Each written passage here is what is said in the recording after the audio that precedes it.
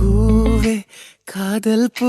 Welcome friends. இப்போ இன்ஸ்டாகிராமில் ட்ரெண்டிங்காக போயிட்டுருக்க ஒரு 3D எஃபெக்டில் ஒரு லிரிக்ஸ் சாங் போஸ்டர் தான் எப்படி எடிட் பண்ணுறதுன்னு பார்ப்போம். வீடியோ வந்து ஸ்கிப் பண்ணாமல் பாருங்கள். சேனலுக்கு ஃபஸ்ட் டைம் வந்திருக்கீங்கன்னா சப்ஸ்கிரைப் பண்ணிவிட்டு வீடியோக்கும் ஒரு லைக் பண்ணிவிட்டு பாருங்கள். இப்போ வீடியோக்குள்ளே போகலாம். ஸோ ஃபஸ்ட்டு வந்து பிக்சல் லேப் அப்ளிகேஷன் ஓப்பன் பண்ணிக்கோங்க. ப்ளே ஸ்டோரில் இருக்கும், நீங்கள் இன்ஸ்டால் பண்ணிக்கோங்க. So pixel lab application open பண்ணிங்கன்னா இன்டர்பேஸ் உங்களுக்கு இந்த மாதிரி தான் இருக்கும். அந்த நியூ டெக்ஸ்ட்டுன்னு இருக்கும், அதை செலக்ட் பண்ணிட்டு கீழே பார்த்தீங்கன்னா ஏன்னு ஒரு ஆப்ஷன் இருக்கும். ஸோ அதை செலக்ட் பண்ணிட்டு டெலீட் கொடுத்துட்டிங்கன்னா அது டெலீட் ஆயிடும். இப்போ மேலே கார்னரில் ஒரு ப்ளஸ் ஆப்ஷன் இருக்கும், அதை செலக்ட் பண்ணுங்கள். ஃப்ரம் கேலரின்னு இருக்கும், அதை கிளிக் பண்ணுங்கள். இப்போ உங்கள் கேலரி ஓப்பன் ஆகும். ஸோ நீங்கள் எந்த ஃபோட்டோவை கொஞ்சம் 3D எஃபெக்ட் மாதிரி செட் பண்ணலான்னு நினைக்கிறீங்களோ அந்த ஃபோட்டோவை செலக்ட் பண்ணிக்கோங்க. ஃபோட்டோவை செலக்ட் பண்ணிட்டு 9:16 ரேஷியோ உங்கள் கீழே செலக்ட் பண்ணிவிட்டு கரெக்டாக அந்த ஃபோட்டோவை 9:16 ரேஷியோ இருக்கான்னு பார்த்துட்டு ஃபேஸ் உங்களுக்கு எது கவர் ஆகணுமோ அதை மட்டும் கரெக்டாக அந்த மாதிரி கிராப் பண்ணிக்கோங்க. இப்போ ஸ்க்ரீனில் பார்த்தீங்கன்னா தெரியும்.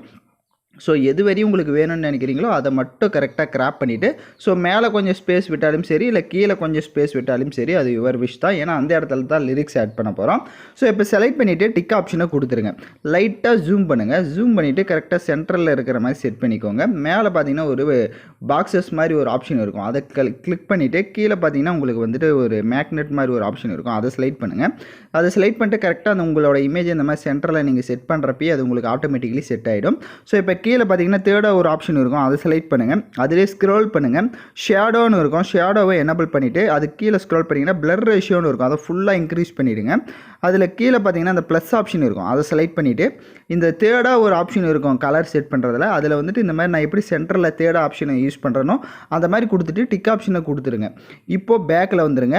கீழே பார்த்தீங்கன்னா ஃபோர்த்தாக ஒரு ஆப்ஷன் இருக்கும், அதை செலக்ட் பண்ணுங்கள். அதில் டிரான்ஸ்பரண்ட்டுன்னு இருக்கும், ஸோ அதை கொடுத்துருங்க. டிரான்ஸ்பரண்ட்டை கொடுத்துட்டு மேலே அந்த சேவ் பண்ணுற ஆப்ஷன் இருக்கும், அதை கிளிக் பண்ணி சேவ் ஆஸ் இமேஜ் செலக்ட் பண்ணுங்கள்.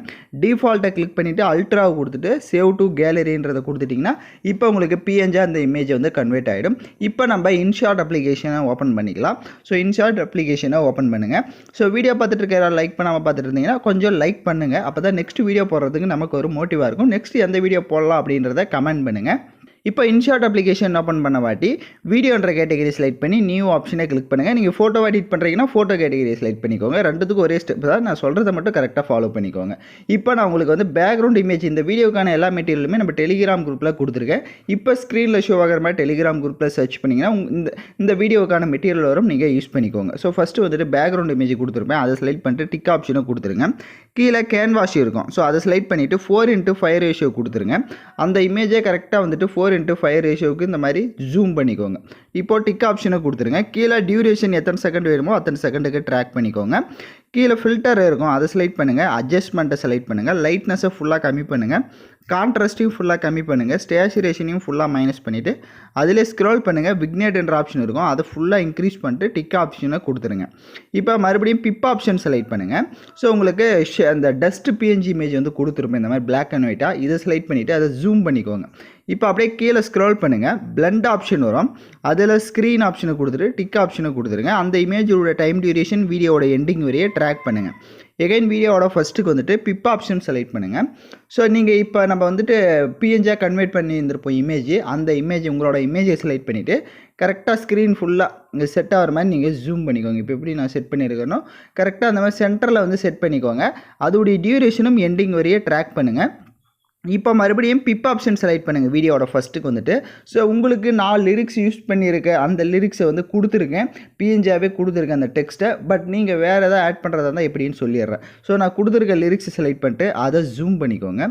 ஜூம் பண்ணி மேலே பார்த்தீங்கன்னா ஸ்பேஸ் இருக்கும், ஸோ அந்த இடத்துல கரெக்டாக இந்த மாதிரி பக்கம் இருக்க ஃப்ரேம்லேயே டச் ஆனாலும் பரவாயில்ல.